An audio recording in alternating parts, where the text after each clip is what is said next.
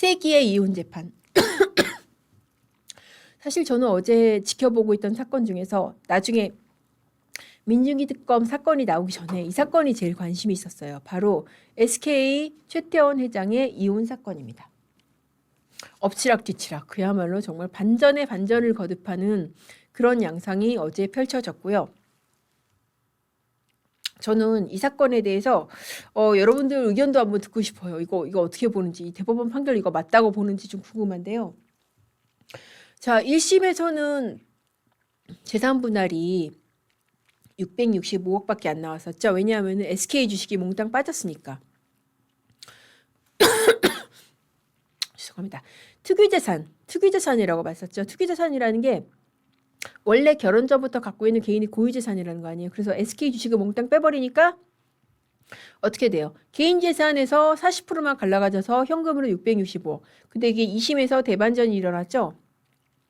2024년 5월 2심에서 노태우 비자금, 이른바 노태우 비자금을 비롯해서 이 SK가 지금까지 커온데 유형 무형의 기여가 인정이 된다. 노태우 전 대통령의 유형 무형의 기여.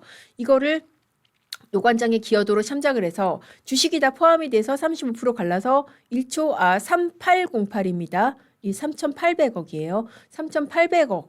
그러니까 1조 4천억 가까운 그런 돈이 아니라 이제 주식을 그렇게 갈라 가지라고 했었는데 저는 그래서 원래는 사실 이게 그냥 소부해서 그대로 대법원에서 판결을 한다고 그래서 이 사건이 그대로 확정이 될 줄 알았어요. 근데 대반전이 일어났죠. 노태우 비자금 부분 이게 불법 원인 급여다. 그래서 이거 참작 안 해주겠다라고 해서 대법원이 깼습니다. 불법 원인 급여가 뭐냐면은 불법의 원인으로 간 재산은 반환을 청구할 수가 없다라는 그 민법 이론입니다. 그러니까 도박 자금으로 그 빌려준 돈 같은 경우에 다시 달라고 할 수가 없다. 이제 그런 거예요. 마찬가지로 이 취지가 지금 노태우 비자금에서 참작이 돼서 이게 보니까 이게 뭐 어디서 기업에서 뇌물 받은 그런 돈인 것 같은데 이거를 갖다가 재산 분할에 참작을 하는 것은 말이 안 된다라고 하면서 그걸 뺐습니다. 그리고 또 하나 빠진 게 뭐냐면은 이게 전체 재산 분할 규모를 좀 볼 필요가 있습니다. 전체 재산 분할 규모가 4조 원이 넘어요. 2심에서 전체 재산 분할 규모를 4조 원으로 잡았습니다. 자, 이거 상식선에서 제가 하나 알려드리자면은 이혼 사건의 재산 분할이 어떻게 진행이 되냐면요. 부부의 총 재산을 다 계산을 합니다. 갖고 있는 재산뿐만 아니라 과거에 누구한테 줬던 재산도 경우에 따라서 포함을 시킵니다.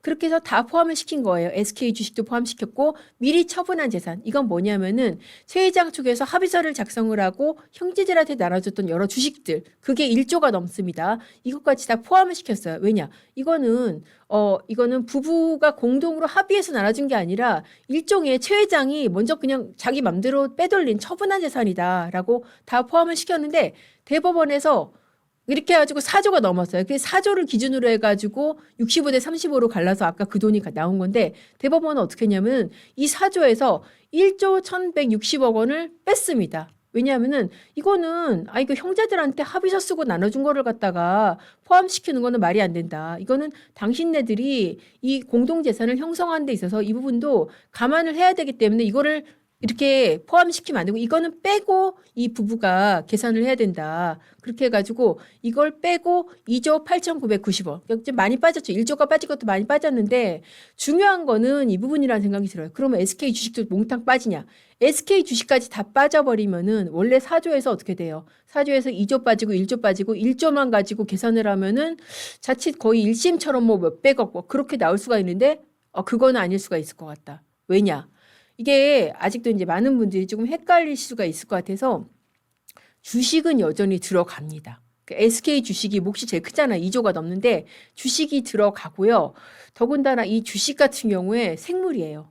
주가 변동 따라서 달라질 수가 있어요. 자, 그래서 주가 변동에 따라서 분할액이 어떻게 달라지는지 한번 보여드릴게요. 자, 지금 2심에서 이 액수가 나왔던 게 2심이 변론 끝날 때 기준으로 봤을 때 SK 주식이 한 주당 16만 원이었습니다. 그래서 2조 761억 이거를 기준으로 해가지고 아까 1조 3,800억이 나오는 건데 자, 원래 이렇게 주식 같은 경우에 변론 종결시를 기준으로 이 주식 가격을 따지거든요. 그래서 총액을 계산하라는데 그 사이에 올랐어요. 지금 어제가 10월 16일이죠. 어제 종가가 21만 8천 원. 그것만 따져도 2조 1심, 2심처럼 2조 조금 넘는 돈이 아니라 2조 8천억 가까이 된다는 거예요.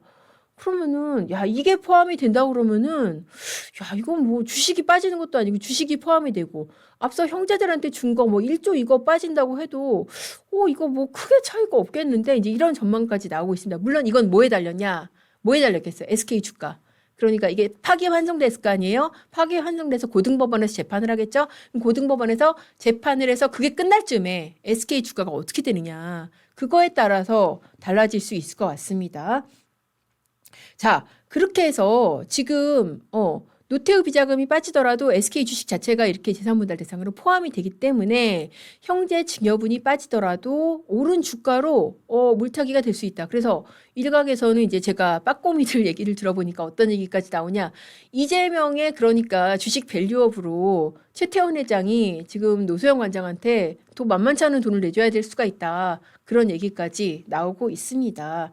자, 그래서 지금 이제 그 시호님 말씀 이제 이 의견을 주셨는데, 앞으로 빼돌리는 거 합법이다? 이거는 이제 경우에 따라서 좀 달라요. 그러니까 2심 같은 경우에는 형제들한테 돈을 빼돌렸다고 보고 포함을 시켰던 것인데, 지금 대법원 같은 경우에는 이거는 합의서에 따라서 정당하게 재산 분배를 한 거니까 이것까지 감안을 하면 안 된다는 것이니까 앞으로 최종 재산 분할액이 어떻게 될지 조금 두고 봐야 될 것 같고요. 노태우 비자금 말도 많고 탈도 많던 그 300억 약소금. 그러니까 결국 2심 같은 경우에는 300억이 이제 씨앗이 돼가지고 그걸 유형의 기여가 돼가지고 재산이 이게 커왔다. 그래서 이제 이걸 SK 주식을 전체를 포함시켜서 그렇게 나눈 건데 대법원도 결과적으로 SK 주식을 포함시키는 것은 맞습니다. 다만 이 기여도를 따지는 데 있어서 이 300억, 불법 자금 300억은 빼야 된다라는 게 어제 대법원의 판단이었었습니다.